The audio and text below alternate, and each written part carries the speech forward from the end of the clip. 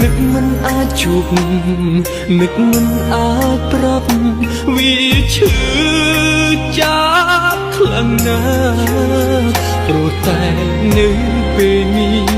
អូនមានគេនោះនៅចាំមើលថែបងនឹកអូនណាសងសាចាអើ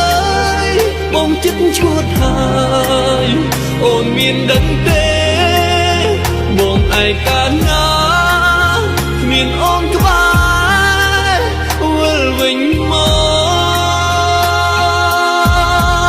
កមួយជីវិតនេះរស់យ៉ាងណាទៅបើគ្មានពើនៅថែរក្សាជីវិតមួយនេះ